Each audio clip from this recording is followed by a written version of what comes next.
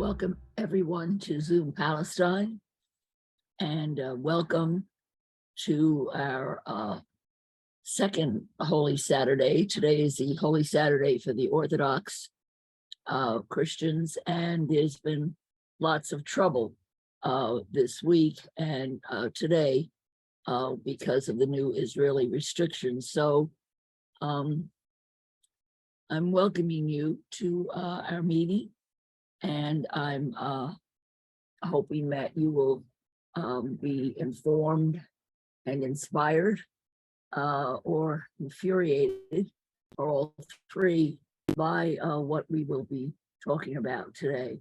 So I'm going to begin our meeting by sharing screen and sharing some very beautiful Palestinian music.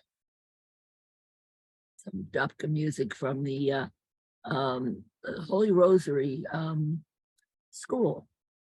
So let's listen to this beautiful music.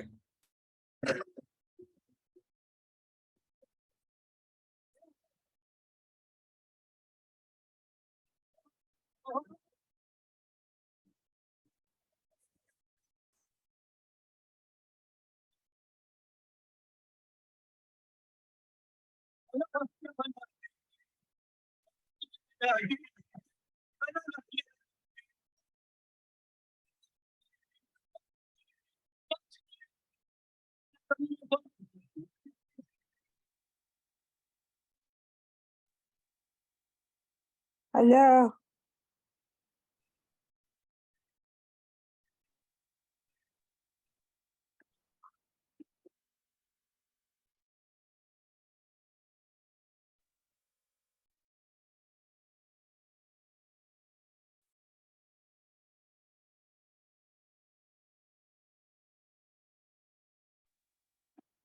Hello.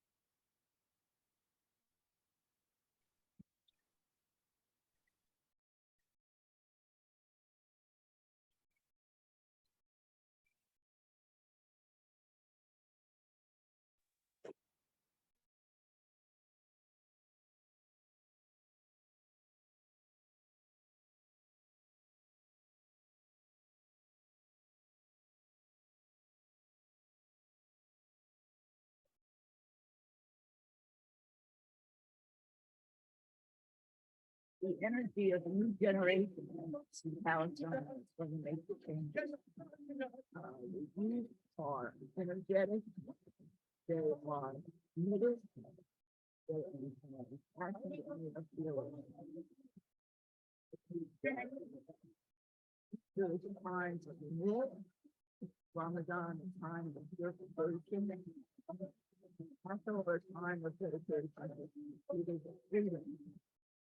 To be all feeling hope that no matter how bad the news gets, that we will one day have place in the Holy Land, where people will live together in peace and harmony and in justice. So happy Orthodox Easter, Karen. And we're going to look at some of the stuff that's been going on in Jerusalem today, last night, for Holy Saturday, and it's not good. So we'll leave these young ladies and then let them finish their dancing and singing.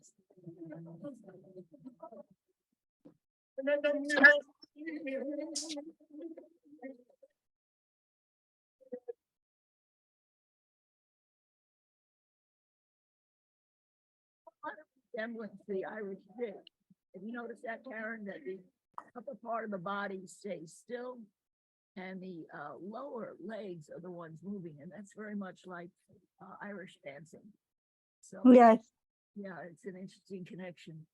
anyhow, so we're going to listen to our first article from Haaretz, my favorite source, actually my favorite source of information on what's going on in the Holy Land. I don't know if you read Haaretz, but it's worth getting a subscription for it because it really, it's a leftist Israeli newspaper that really nails it and gives you very up-to-date information. So, the tradition in the Church of the Holy Sepulchre is the celebration of the Holy Fire, where a flame comes into existence at the time of the Easter resurrection. And it's a very deeply held belief with Orthodox Christians. And it's a very solemn celebration. So here's an article on how the Holy Fire celebrations are unreasonably restricted by Israeli police. The Jerusalem Church says that Saturday's celebration comes during an unusual spate of violence in the Old City, touched off by an Israeli police raid on Jerusalem's Al-Aqsa Mosque. So here's a picture of the pilgrims who gathering together during the ceremony of the Holy Fire, where many Christians believe Jesus was crucified, buried, and rose from the dead. This is from last year. So let's listen to the article and see what Israel has done to manage to make the celebration of the Holy Fire more difficult. Holy Fire celebrations unreasonably restricted by Israel police, Jerusalem Church says. By the Associated Press, Saturday celebration comes during an unusual spate of violence in the Old City, touched off by an Israeli police raid on Jerusalem's Al-Aqsa Mosque. The Greek Orthodox Church on Wednesday accused Israeli police of infringing on the freedom of worshipers with heavy-handed restrictions on how many pilgrims can attend the Holy Fire ceremony, soaring tensions. Holy Saturday is the last day of Orthodox Easter, and the celebration of Holy Fire is the most important ceremony for the Orthodox and other Eastern churches, as well as the Christian community in the Holy Land, the church's statement to the media read. Israeli police said the limits are needed for safety during Saturday's celebration at the ancient Church of the Holy Sepulchre, the 12th century holy site where Jesus is believed to have been crucified, buried, and resurrected. Saturday's Holy Fire celebration comes during an unusual spate of violence in the Old City, touched off by an Israeli police raid on Jerusalem's most sensitive holy site, the compound that's home to the Al-Aqsa Mosque.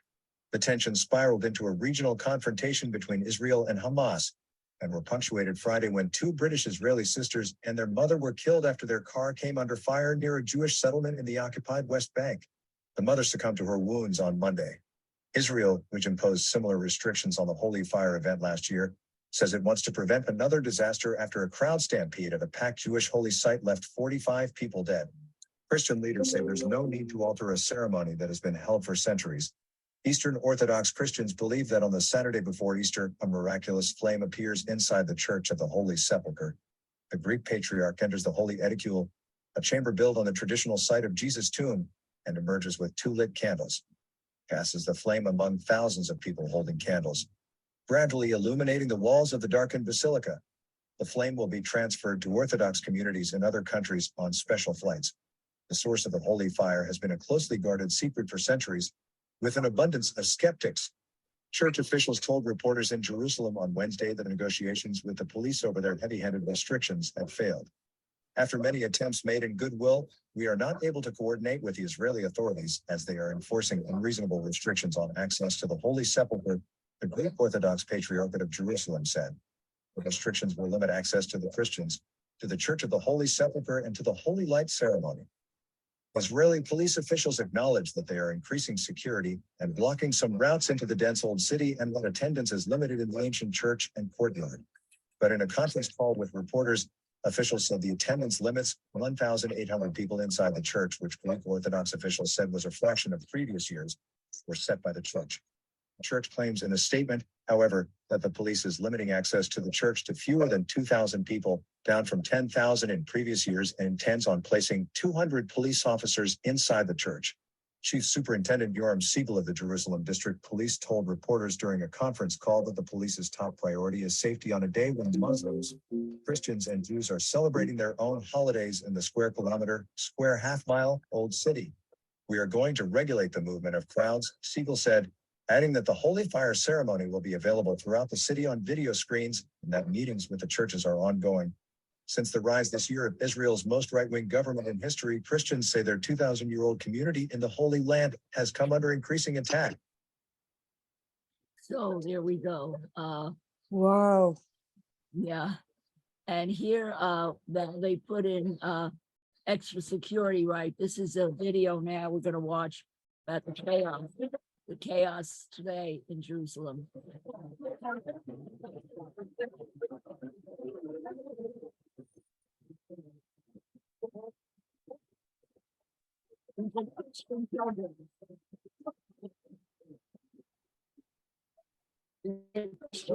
The Muslim pilgrims attempting to get into the Church of the Holy Sepulchre in Palestine.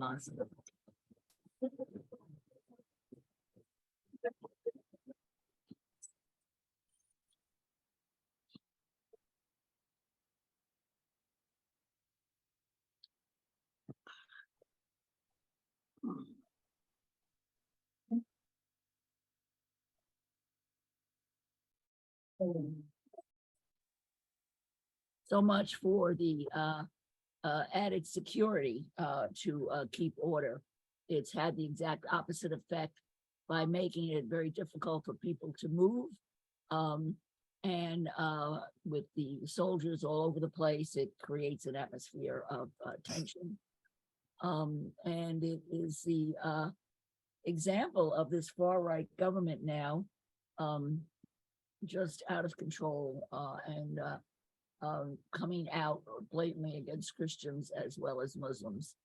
And the growing tension in Palestine is talked about this week by Amy Goodwin, who has interviewed a Palestinian poet who's talking about the traumatic effect that this behavior on the part of Israel has on Palestinians. Gaza overnight as tensions soar in the region.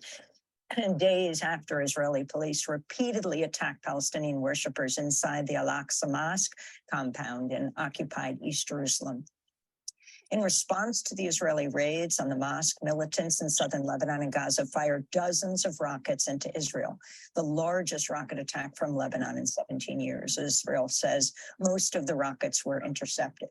Meanwhile, earlier today, 2 Israeli sisters were shot dead, their mother critically wounded in a shooting near an illegal settlement in the occupied West Bank.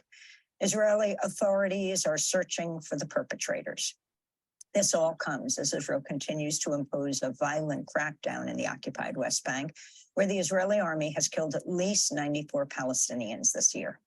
Israel's raids on the Al-Aqsa Mosque during Ramadan have sparked international condemnation. Palestinian worshippers said they were beaten and tear gassed as they prayed. We were spending the night in the mosque, and after we were done with late night prayers, the police started to evacuate worshipers from the outdoor yards. We were inside and the young men closed the doors, but police stormed in and detained the young men and women. There were other worshipers to the eastern part of the compound. In the yard to the eastern part of the compound, the police were firing tear gas and stun grenades. It was a scene that I can't describe. Then they stormed in and started beating everyone, and they detained people, and they put the young men on their faces to the ground. They also beat them while in detention. Joining us now is Mohammad Al-Khur. He is the Palestine representative for The Nation, where he recently wrote an article titled, "Israeli Protesters Say They're Defending Freedom, Palestinians Know Better." Mohammad Al-Khur is from the Sheikh Jarrah neighborhood of occupied East Jerusalem. Mohammad, welcome back to Democracy Now! What is happening right now in Israel and Palestine? Good morning. What is happening has been a crackdown on Palestinians from the Israeli regime on all levels. But it's important to remember, it's important to contextualize that these tensions that may arise and this kind of violence that may quote unquote erupt does not happen in a vacuum, and does not happen in isolation of the larger settler colonial enterprise, of the larger military occupation that Palestinians are forced to live under. As you said, there have been 94 Palestinians killed since the start of this year, and that within itself is an escalation of violence. But in the past 2 days, Israelis who have been emboldened by international impunity, by international inaction, have been using the bodies and using the site of Al-Aqsa Mosque as a stage to display brute force, to send a message of sovereignty and security to the Israeli public, as well as send a message of intimidation to the Palestinians who use that mosque as one of their only remaining public spaces in a shrinking city. Can you explain what you understand happened in Al-Aqsa? Yes, well, according to eyewitness reports and according to the video footage that has been circulated all over the internet, as well as TV channels, Israeli occupation forces stormed Al-Aqsa Mosque. They used rubber bullets, they used tear gas, stun grenades, they used butts of their rifles to beat on the worshippers and arrest a mass number of them. Over 400 worshippers were detained, and then they were handed orders preventing them, denying them entry to Al-Aqsa Mosque or the Old City for 15 days. Later that day, an armed Israeli settler, which, by the way, many of the settlers who live in East Jerusalem are armed, shot a 15-year-old boy in the Old City of Jerusalem. And of course, to no one's surprise, the settler was not arrested. And explain what's happening from Gaza and Lebanon. You've got this barrage of rockets in response to Al-Aqsa going into Israel. And then you have Israel rocketing Lebanon, though they were careful to say, they weren't calling out Hezbollah, but saying Palestinian militants. And it looks like Lebanon is not trying to escalate this. Absolutely. It seems like the internal chasm that is splitting apart Israeli society today might prevent them from entering a fully scaled war, which is why I assume they have been very cautious in their wording. But we must understand that the Palestinian people, regardless of the geography, regardless of the legal status, be it in a refugee camp in Lebanon or in besieged in the Gaza Strip, are one people and they feel each other's pain. But it's not just retaliation for Al-Aqsa Mosque. I mean, the Israeli regime has been bombing Syria for well over a year. It has been bombing the Gaza Strip on and off for the past 15 years. And the most important piece of context here is that we must remember that the Gaza Strip is an open air prison, the largest in the world. This is a densely populated refugee camp where people do not have an inch to stretch. People do not have the right to movement. People do not have access to clean water. It has been declared uninhabitable. That within itself is an aggression. You mentioned the Israeli settlers in Jerusalem and Israelis carrying guns. I wanted to ask you about Itamar Ben-Gvir, Israel's new Minister of National Security, ultra-nationalist convicted of racist incitement against Palestinians and supporting a terrorist group. In October, he waved a gun and shouted. This was during a confrontation in your neighborhood, Mohammed, in Sheikh Jarrah in Jerusalem, where settlers attempted to violently evict your family and others from their homes. Just going to play a brief clip. If they, Palestinians, throw stones, shoot them. Explain what he was saying and what he did. Absolutely. I've had a few interactions with Ben-Gvir and also Smotrich, and while adjectives like far right and ultra nationalists certainly do describe him, these adjectives make him sound as though he is fringe, as though he is marginal, when in fact he represents, I would argue, a large portion of the mainstream. You must understand that these politicians use our neighborhoods, use our front yards as avenues for political campaigning. These displays of racism, these displays of brutality, these threats, all of them serve to embolden and bolster his election campaign, which was insanely successful. He is now the Minister of National Security. This has been a pattern with Itamar Ben-Gvir, but he is just a man saying the quiet part out loud. Truly, the differences between him and the liberal Zionist parties are purely cosmetic. He is willing to say in public what they say behind closed doors, and what their policies and what the laws that they have put forth have done for the Palestinians for the past 7 decades. They've all been policies and laws and actions of racism, ones that promote ethnic cleansing, ones that reek of racism. Let me ask you, Mohammad Al-Khur, about the massive Israeli protests, not about treatment of Palestinians, but about what Netanyahu wants to do to the Supreme Court, severely curtail the powers of the judiciary. Can you talk about whether you think they will transform into supporting Palestinians, and also the mainstream media's coverage of what's happening right now with the escalating violence? I mean, I want to, watching the protests, I want to tell the Israeli public that they have a lot more in common than they realize, because the body that they are protesting to defend, the body that they are trying desperately to save, the Supreme Court, which they say is a beacon of democracy, has its fingerprints all over the Israeli government's settler colonial enterprise and apartheid regime. I mean, this is the same Supreme Court that in 2018, when the Israeli occupation forces created a generation of martyrs and amputees in the Gaza Strip following the Great March of Return, ruled that they were doing so in self-defense. This is the same Supreme Court that upheld the legality of the family reunification law, which prevents tens of thousands of Palestinian couples and families of living together and uniting together. This is the same Supreme Court that in January ruled in complete violation of international law to forcibly expel over 1,300 Palestinians from Asafar Yatta.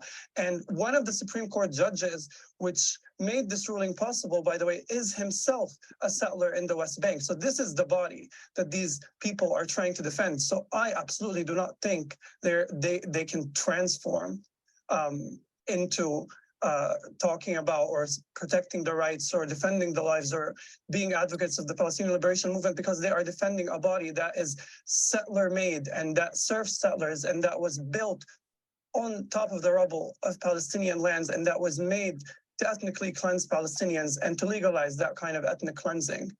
Do you think that there is growing resentment about what the government is doing to Palestinians when it comes to these massive protests? I wonder. I mean, they have been able to show us that they can mobilize in the hundreds of thousands, and they can speak up, and they can do all of the civil disobedience. They can engage in the boycott, divestment, and sanctions campaign against their own government. They have been showing us this, and we're just told that they're just not choosing to do it in favor of the Palestinians, which makes sense. I mean, defending the lives of Palestinians or protesting against the apartheid regime or the settler colonial regime would mean that they have to undermine their own privileges and the own luxuries they enjoy as settlers in historic Palestine. Mohammad Al-Khur, I want to thank you for being with us, Palestine correspondent for The Nation. We'll link to your latest piece at democracynow.org. Well, I have to say that I very much agree with him that these are not right-fringe people, but they really represent a large majority of the Israeli public, the Israeli voting public. And this is, but the protests have created a division between the United States and Israel, and the American government is Biden is trying to figure out what to do, and this is a very interesting situation. Chomsky has a very interesting comment about that these protests are creating an entirely new and novel situation for the relationship between Israel and the United States. What's happening right now is very striking. This is the first time, really, that Israeli leadership has openly broken with U.S. leadership.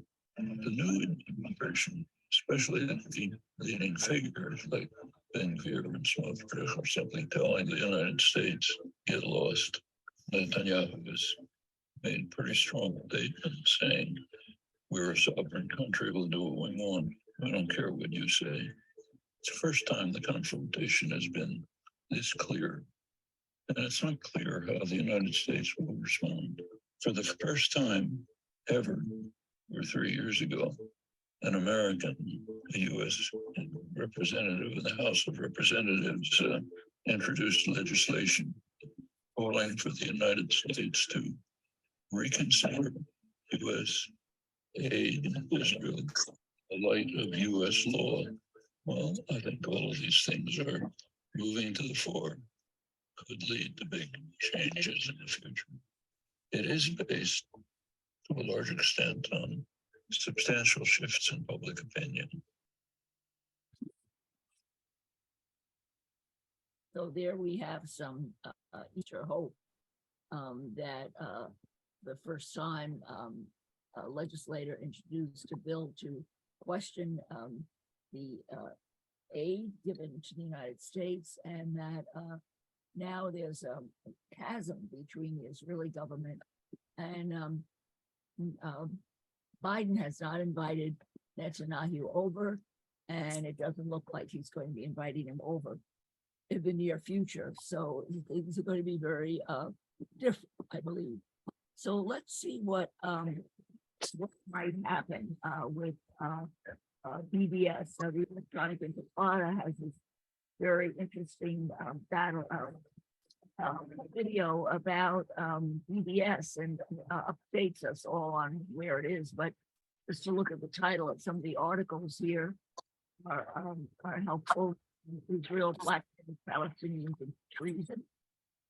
Roger Waters takes a legal action over his canceled concert in Germany. Israel kills 2 in Nablus ambush. Yes, so that brings up the date of 94. Palestinians killed in 6, so now it's 96 and 98. The Palestinians killed this year, on April.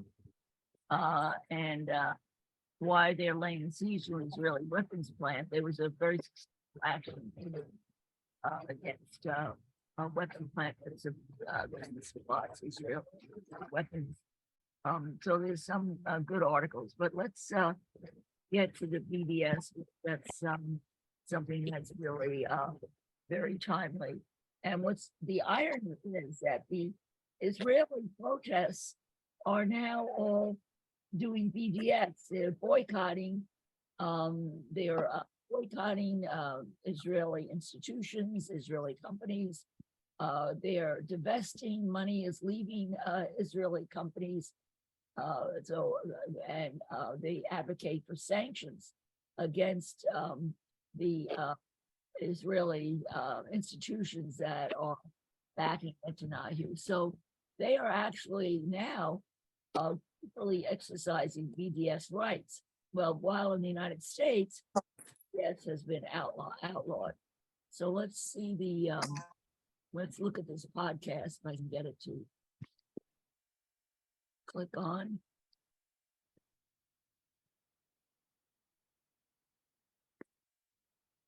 Why is it not going on?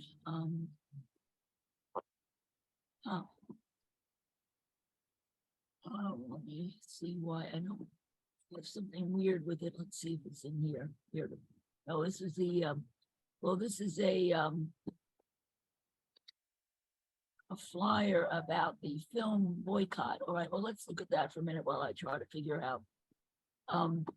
There was a very powerful film called Boycott that's won many awards, and the interviewer, they're going to interview with the group that put this film together. So let's look at this. In the United States, there are 33 states currently that have anti-boycott laws that state that if you have a public contract, you need to sign a pledge promising that you will not boycott Israel. If you don't do that, if you don't sign this pledge, you're fired.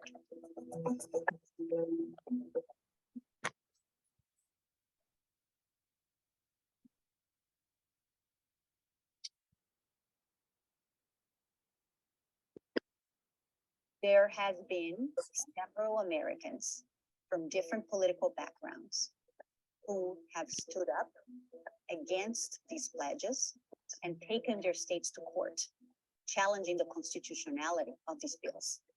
When we saw the courage of these individuals, we knew we had a very powerful narrative arc for our film.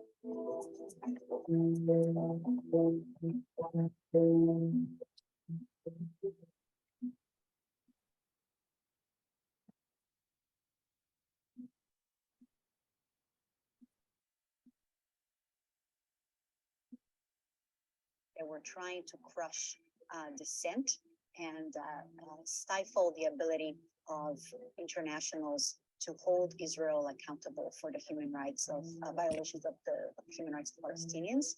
And one of the manifestations of those efforts were these anti-boycott laws that started popping up across the United States from 2016 onwards.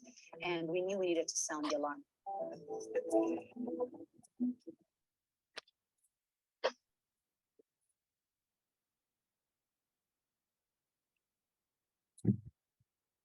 Very important to make it clear to our governments that they do not have the right in democracies to dictate who a citizen can boycott or not, whether that is in the States or in the United Kingdom. We're seeing authoritarian bills being passed that want to control thought.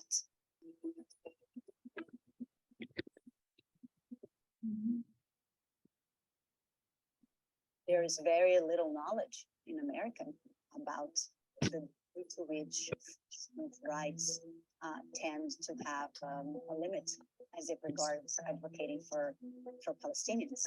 And that is, I think, one of the things we hope our film will start generating more awareness. And one can get access to film.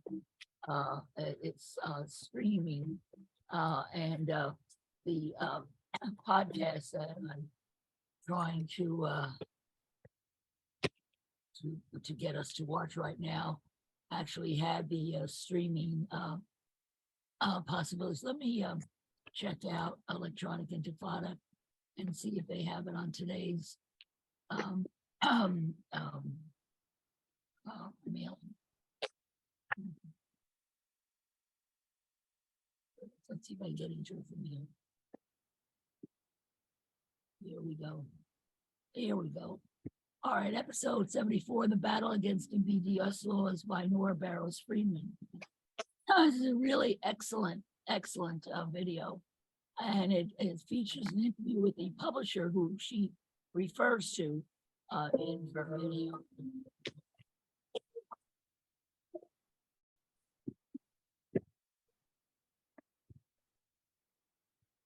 You can't win a debate. What do? You've got to shut it down. And so that's effectively what these anti-boycott laws are trying to do.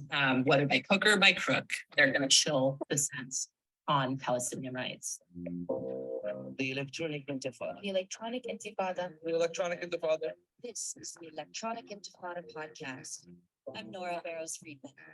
And I'm Asa Winstanley.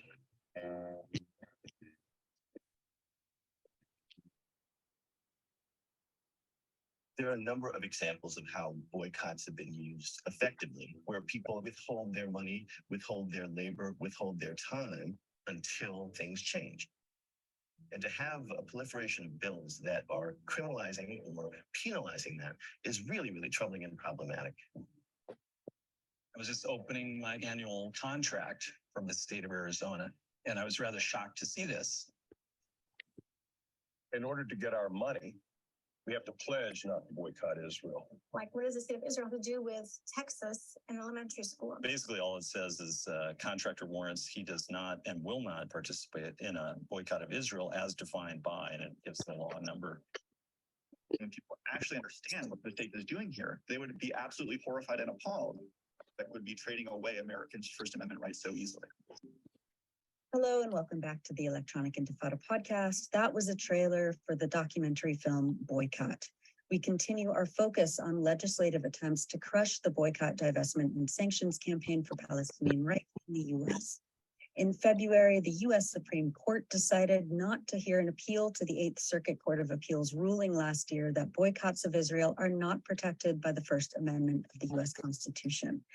The American Civil Liberties Union, representing one of our guests today, had appealed to the country's top court, hoping to reverse a 2017 Arkansas law that required the state to create a blacklist of companies that boycott Israel and forced public entities to divest from blacklisted companies.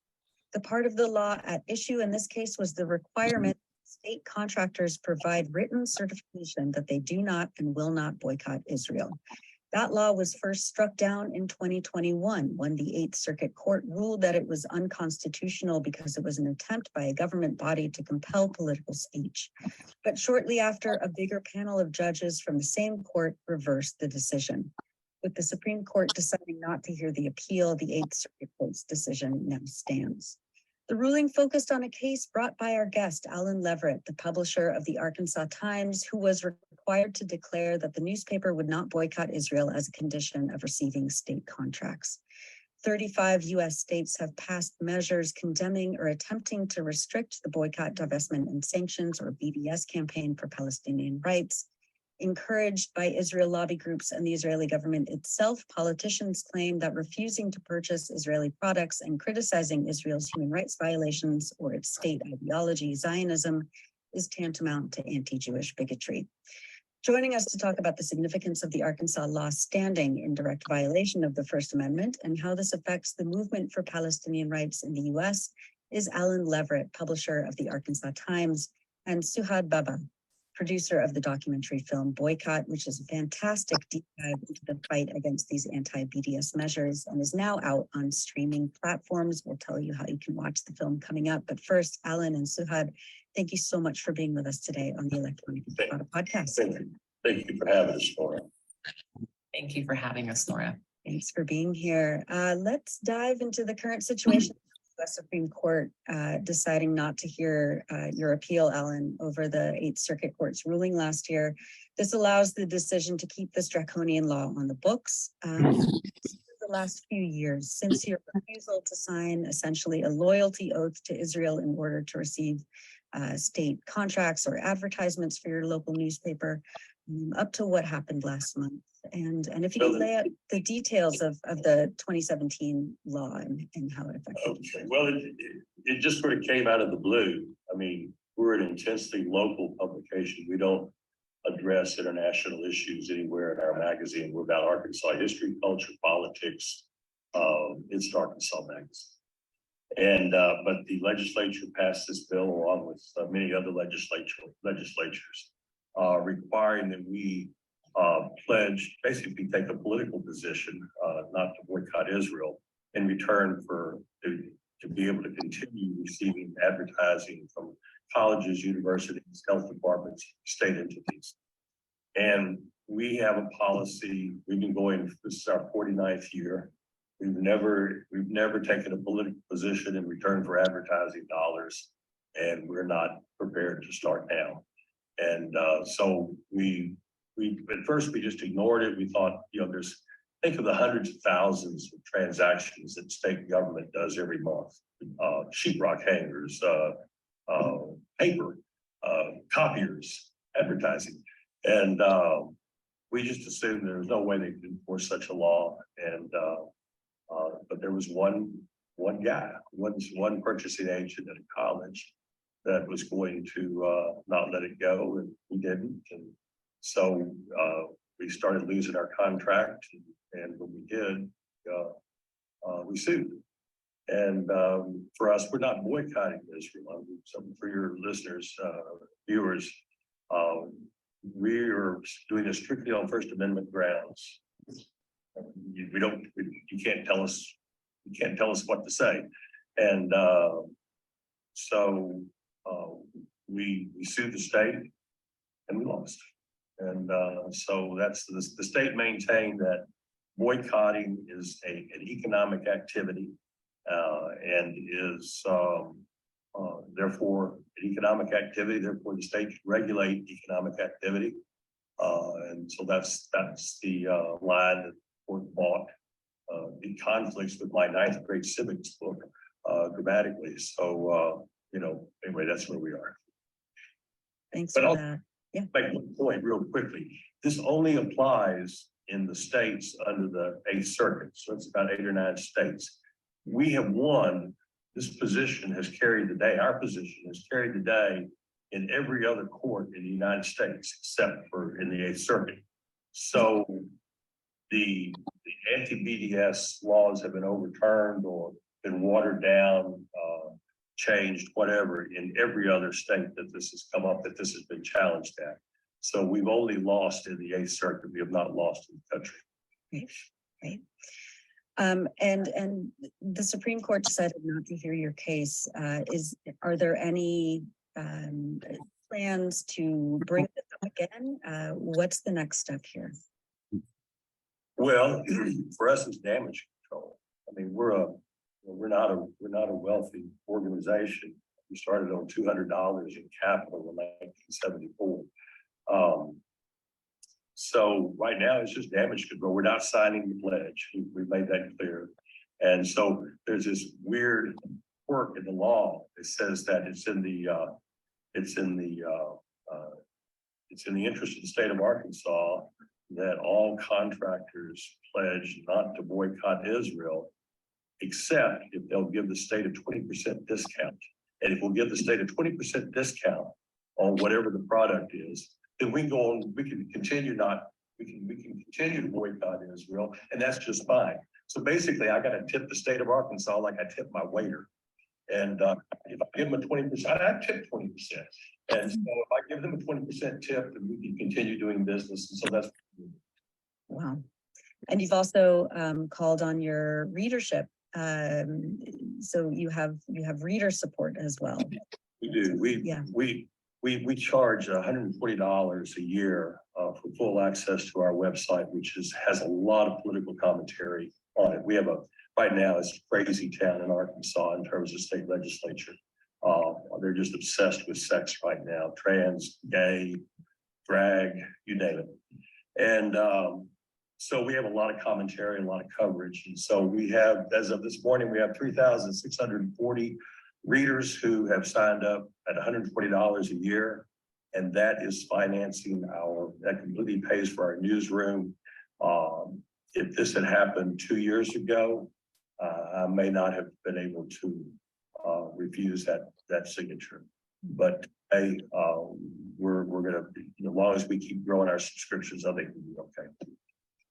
And what about other publications, other, activists, people who just want to be able to, get state contracts and not have to sign a loyalty oath to a foreign? I mean, these oaths are like, you don't even have to sign a loyalty oath to the United States to receive, state contracts. What's the significance of every other news media in Arkansas has signed the pledge, as far as I know. It's interesting. We're gonna be meeting with him next week. There was a dermatologist who was giving a paper at the University of Arkansas, and after he gave it, they told him he needed to sign his pledge not to boycott Israel. He wouldn't do it, so they wouldn't give him his honorarium. And so it turns out that they misread the law. And I think there's $1,000 floor on our law, and his honorarium was under $1,000. And so when that was finally pointed out to him, I believe. Oh my God. A story on that coming up in the Arkansas Times. Great. I look forward to reading that. I mean, that reminds me of the journalist Abby Martin, who was scheduled to give a keynote speech in Georgia a couple of years ago. And under that state's very similar anti-BDS measure, she had to sign a loyalty oath to Israel in order to receive the honorarium, and she went ahead and sued.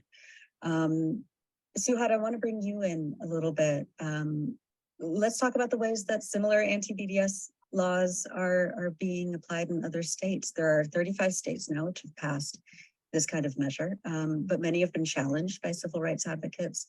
The film Boycott focuses on Arkansas, but also Texas, where that measure was taken to court by a speech pathologist, Bahia Amawi, and in Arizona, where an attorney working with incarcerated people, Michael Jordan, challenged that state's measure in court. And both Bahia and Michael and their attorneys were able to convince the courts that these were direct affronts to their Second Amendment rights. Can you talk a little bit about how these measures play out and how Alan's case is just one of many? Absolutely. So, our team at Just Vision has been following this story since the murmurings of the anti-boycott laws began in the US, understanding that as they started to spread both in the United States and Europe, that they were driven and being mirrored and inspired by measures in Israel and driven by the Israeli government. We also understood that these laws quickly would become a potential template to silence dissent on a whole range of issues. And I think the first thing to kind of do here is to take a little bit of a step back. What's happening? Why are these laws coming into play? And on what we're seeing as a team, we've been doing this work for about 20 years. Americans are increasingly understanding that the situation on the ground in Israel and Palestine is unjust and want to take action. We actually just saw 2022's Gallup poll cites that there are major increases in sympathies with Palestinians across the United States, and Democrats are actually shifting toward greater sympathies for Palestinian rights for the first time. And it's really the shift in debate that's causing a shift in strategy by Israel in the US and globally. And when you can't win a debate, what do? You've got to shut it down. And so that's effectively what these anti-boycott laws are trying to do. Whether by hook or by crook, they're going to chill dissent on Palestinian rights. And so when we see the ratcheting up of what's happening on the ground in Israel, Palestine, when we see the situation and the violence toward Palestinians continue to go unchecked, it's very natural that audiences, certainly in the United States and globally, want to find ways of meaningful solidarity with Palestinians. And we've seen this across time. We've seen this in South Africa and beyond. So a lot of what's happening makes sense in context. A government who cannot control the debate that is going great lengths to shut it down. And there is a lot to fight. And I think this is where Alan's story intersects with a whole range of stories. We had the chance to interview and come to know all of the plaintiffs that had been challenging the laws at the time. So Abby Martin, Bahia Amawi, Mikhail Jordahl, and beyond, who said, enough, you're not going to be taking our free speech rights. And luckily, all of those plaintiffs have won their cases. As Alan mentioned, federal judges consistently across the country have said these laws are blatantly unconstitutional. At the same time, what's happening, we're seeing anti-boycott laws that are copycat laws being used to target other issue areas. So in 2021, in the spring of 2021, we began to see anti-boycott laws that are meant to shield the fossil fuels industry and the firearms industries emerge in places like Texas, Oklahoma, Alaska, and beyond. At the end of December 2022, we actually saw the copycat bills expand one more time to take aim at those who are concerned with abortion access, workplace equity, and transgender people's rights. And we just saw this week that Texas introduced a new bill that's actually meant to take aim at those who are concerned with immigrant rights by shielding boycotts of companies that contract with ICE. And what we knew from the get-go was that there are no exceptions on issue areas. So often Palestine is treated exceptionally in our domestic politics, where anything as it relates to Israel-Palestine is given a rubber stamp by Democrats and Republicans alike. That's how these bills got passed in the first place. But there are no exceptions. There's only templates. And that's exactly what we're seeing with the faucet spread to fossil fuels, firearms, abortion, and so on. And so that's where we are today with the Supreme Court decision not to hear Alan's case. It does mean that the law of the land in everywhere except the states under the Eighth Circuit's jurisdiction continues to be that we have a right to boycott. That's an important thing to note. At the same time, it means that this fight is going to continue to play out in the lower courts across the country and in our backyards. And so that's the state of play currently. And it's also part of the reason that as a team at Just Vision and as filmmakers and journalists, it was so important to us to make sure that stories like Alan's sees the light of day so that people understand what's taking place in real time while we still have a chance to fight it. Right, thanks for that. And I do go to a clip of Bahia Amawi, the speech pathologist in Texas, speaking in the film about the right to boycott, and then we'll come right back. I have a lot of Wow. who reside in occupied territory.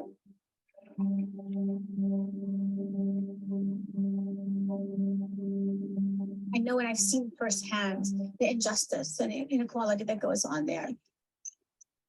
They close off main roads, only permitting Israelis to drive on those roads. And basically, the core idea is to make it as hard as possible for them to function and to have any livelihood at all. When you have school closures and arresting young children, please, this is right.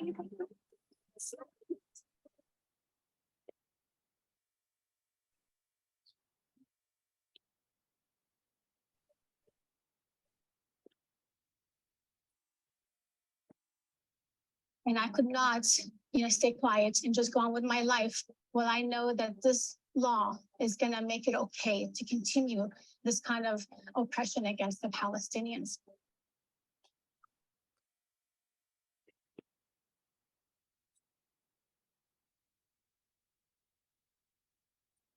That was Bahia Amawi, a speech pathologist in Texas who successfully challenged that state's anti-BDS law a couple of years ago. And let's talk about more about the film and kind of the background here of the how these laws were introduced and passed around the U.S.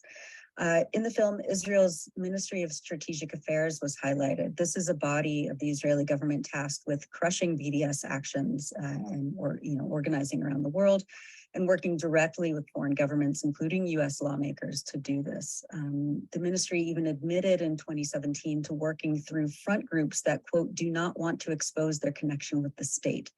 Today, the ministry has been somewhat folded into the Israeli Foreign Ministry, but its former head, Gilad Erdan, who is now Israel's ambassador to the U.S. and the UN, who once denied that Israel had anything to do with these U.S. laws, took credit a few years ago for passing these laws. He said, quote, our efforts are producing results. 27 U.S. states now have counter-BDS legislation. Let's give a hand to all the governors and state legislators who supported this law. They deserve it. Let's talk about the role that Israeli government officials and U.S.-based Israel lobby groups have played in influencing or orchestrating restrictions of civil rights in the U.S. I mean, it's just, if any other foreign government, the enemy of the day is Russia, for example. If Russian, lobby groups and ministers had been pushing for legislation here in the U.S., we wouldn't hear the end of it. Can you talk a little bit about how the Israeli government is influencing U.S. politics right now? Sure. In the case of the anti-boycott laws, and you already mentioned the Ministry of Strategic Affairs, so let's start there. In the research that we did around these anti-boycott bills, we really wanted to understand whose interests were driving this and how did they come into being.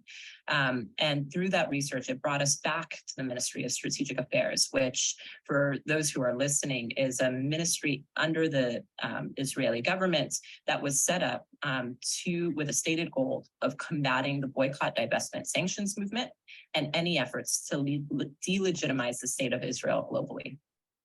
That's quite broad. What we also learned was that the Ministry of Strategic Affairs went ahead and wanted to fund efforts like the anti-boycott laws in places like the United States and Europe. And as you alluded to, Nora, organizations in the US understood that this looked really bad. In fact, it could come into tension with American law around FARA, or the Foreign Agent Registration Act, if they took money directly from the Israeli government. So the Israeli government, in a very open public hearing with the Knesset, actually deliberates on what are they going to do about it. And what they land on is that they would set up a non-governmental organization called Concert, where they would funnel the funds so that they could fuel these efforts in the United States. And there were many organizations that they funded that we tracked in our story Boycott, including Christians United for Israel, the Israel Allies Foundation. And that brings us to the lobbying groups here in the United States and the various interest groups that are converging around these anti-boycott laws and what's happening on Israel-Palestine. What we learned was that Christian evangelical organizations that take a fundamentalist view of Christianity and literally reads modern day Israel as biblical Israel, and therefore the Jews must return for the second coming to emerge, have aligned with your traditional Israel lobbying groups around these anti-boycott bills.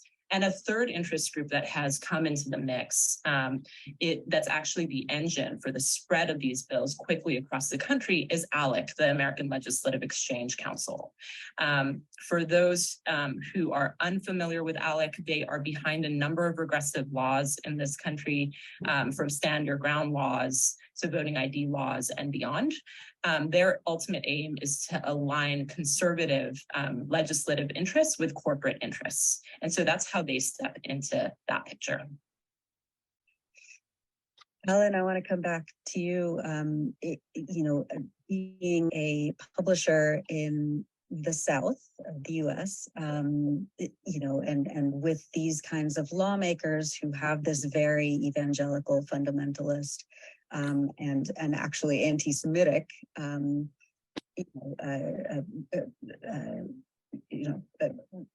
connection to connection to supporting Israel at all costs. How do you even navigate as not just a publisher of a local newspaper, but as someone who is from Arkansas? When you see these, Christians United for Israel, for example, and these lawmakers who are doing the bidding of this fanatical evangelical belief. There's been a tremendous growth in the evangelical movement during the last couple of decades, particularly in the South. It's just something we have to deal with. I mean, it's driving right now. The legislature is just absolutely absorbed with trans and LGBTQ issues right now, making it a felony to be, they're trying to make it a felony to be trans, just crazy stuff. But all this is driven by their reading of the Bible. And Senator Bart Hester, who introduced the anti-BDS bill, is an evangelical Christian. And he explained that we have to support Israel because we cannot have the second coming, and we cannot have the destruction of the earth and Armageddon until Israel regains its borders, its biblical borders under King David. To me, that's the religious fantasy that's driving. It's hocus pocus that's driving policy, and we need to be talking about roads and education and not about bathroom bills and anti-BDS bills. So you just deal with it. It's part of our culture, and it's not everybody by any means. Fortunately, Little Rock is a blue island in a red state, and that's where we are. So, but it still affects us, and it's still rough sometimes. Yeah, I can imagine. The film is now out on streaming platforms, and we recently reviewed it on the Electronic Intifada. So how has Boycott been received so far, and what kinds of conversations do you hope that it sparks around the US and elsewhere around the world as other countries face similar restrictions on free speech in order to shield Israel from criticism or application of human rights law? Thank you for the question, Nora. We created this film understanding that part of the reason these anti-boycott bills could pass and pass so quickly was because there was a lack of public scrutiny on them. And so our aim with creating this film was to stir up a conversation, to make sure our journalists and our media outlets are covering this story, but covering it accurately with an understanding of the implications of these laws on real people and on our broader rights as Americans. And also to make sure that decision makers were aware of what this meant for our constitutional rights, and that everyday people and communities across the country and around the globe had a tool to organize in the face of these laws being introduced in their backyards. But importantly, I think even to take this a step further, to really start asking the question, how are these laws passing? What is it about the culture that we have in our political environment and around Israel that is allowing for bills like these to pass and to catch us on our heels, right? And I think what's been meaningful is that this story has been really embraced across the world. We were very fortunate to be able to debut the film in places like South by Southwest in Texas, Hot Docs in Canada, dozens of film festivals across the country and around the globe. And in the fall, we began what is our community and educational outreach campaign with this film, where we're working to reach students, activists, educators, journalists, decision makers, community and faith leaders, and to equip organizers with a story like this one to use in their organizing efforts locally, whether that's in places like Minnesota or in places like the United Kingdom, where similar bills are being introduced and expected to drop any day now. And so to date, we've had about 125, more than 125 in-person screenings. We're really glad that the film is now available for people to be able to watch it in their homes with their friends and loved ones and communities.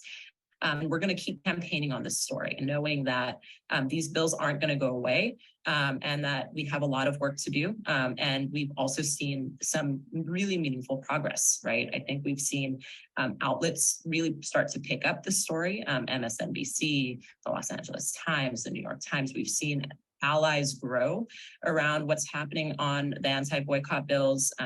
People who are concerned with dissent really stepping into the mix, people who are understanding this as a fundamental attack on our democratic freedoms, and really understanding that it's starting to necessitate joining forces across communities to really work to challenge these bills. We've also found that, that people are just both absolutely shocked that this is happening, right? Time and time again, every audience we've screened for is in dismay that our political leaders think that they can get away with curbing our ability to speak. And so we know that this is a kind of classical instance where our political leaders have acted in ways that are not aligned with our interests or what the people want. And that with stories like this one and efforts like yours to help bring attention to these, we believe there's a long way we can go in creating change and a different kind of conversation on this. Thanks, Suhad. And Alan, what about you? How are you? When you speak to people about this like legal battle that you've been involved in for years now, how do you hope people in your community across the state of Arkansas respond to this film and your ongoing fight? It's been an education for all of us. We showed we premiered the film in Little Rock as a fundraiser for the Arkansas chapter of the American Civil Liberties Union. And we had 200 people bought tickets and contributed to the ACLU. And I think Suhad was there. I think there was a sort of a sense of outrage on behalf of a lot of people. They just weren't aware of it. And the film itself got a standing ovation after it showed. So it does move people. It's very effective. And but again, it is just so remote from Arkansas. I mean, the whole idea of Israeli foreign policy and Palestinian rights. There are no Palestinians that live here to speak of. So it's just really remote for us. And but the film has been very, very effective, and people reacted to it very much like I hoped they would. And how can people support the Arkansas Times and check you out on the web? Yes, arctimes.com. Great, thanks, Helen. And Suhad, how can people see the film and organize screenings of it in their own communities? So the film is now available on Amazon, Google Play, Apple TV, and so on. You can check out www.justvision.org /boycott to get links directly to those platforms so you can watch that in your homes with your families. We are also working to reach at university campuses, community centers, congregations, conferences across the country. And so if you're interested in hosting a public screening of the film, contact us at events@justvision.org. And we would be delighted to get started with you. Great. Suhad Baba and Alan Leverett, thank you so much for all that you do and for being with us on the Electronic Intifada podcast. Thank you, Nora. Thank you, Nora. Thanks for watching this video. Please subscribe to our YouTube channel, hit like, leave a comment. These engagements help us with the YouTube algorithm and it helps us to get around Silicon Valley censorship as much as possible. That was Wow. really amazing, amazing information. So I'm going to try to put together a showing of that film in Westbeth here. But I do have a neighbor who attacks. I have a poster of Rachel Corrie on my door, and he regularly slashes it with a knife and takes down all of my peace signs on my door. And I have to be careful. I have a lot of uber Zionists who live here, but also I have a lot of Israeli friends who are totally against the occupation who live here too. So it's like a civil war between the Jews in New York. Most of them are against the occupation or against what Israel's doing, but then you have your, actually the minority, in my experience, of people I know who are back it up. And then, of course, you've got the Orthodox who back Israel, but then you have the Hasidim who don't back Israel. So it's a very mixed bag. And yeah, Karen, see you. Are you celebrating Easter tomorrow?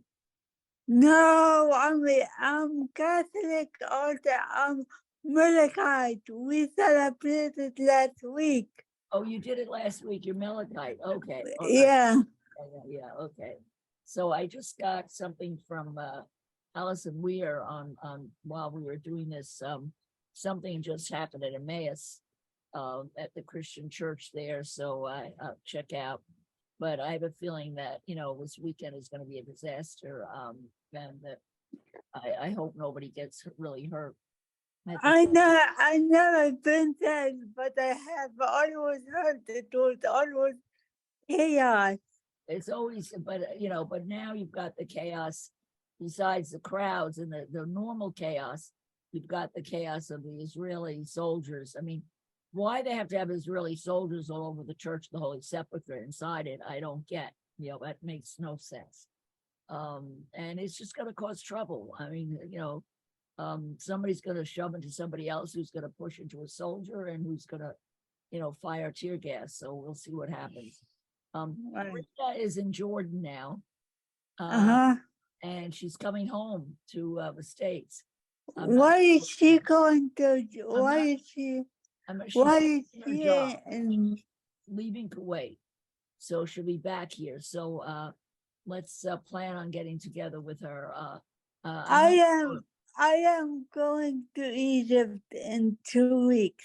Really? Oh, good for you. Wow, great. I am so scared because I am right now using a walker. Yeah. But so I don't know how independent I'm going. Are you going alone or are you going with someone? I'm going alone, and when I'm going alone, I'm going alone, but meeting someone over, a friend of mine. Oh, okay, so you'll have somebody there. You'll be okay. You'll be okay. Yeah. I travel with a cane now, and I can't get up and down easily on buses and stuff. And I went to Palestine, last summer, and people were very helpful. You'd be surprised how nice people are. Yeah, I know that. I know people are nice, but yeah, you'll be it's okay. not the same. And anyway, you're so cute. They're all gonna want to help you, Karen. Yeah, how are you doing? Terrible. Right now, I can't talk now because I have somebody coming. Yeah. terrible. When I have, I'll give you a call. I have a lot of interesting new stuff. What's a good time to call you? How about tomorrow or whatever? On When Monday, like Monday or Tuesday, what's a good time to call you? Monday morning after 9:30 Okay, all right. or after 6 o'clock. Okay, all right, sweetie. Okay, I'll talk to you on Monday. Take care. See ya. Okay, bye-bye. Thank you Salamat. for Thanks for the coming. show. Thank you for Bye. joining me. Good luck, everybody. Bye. Masalam.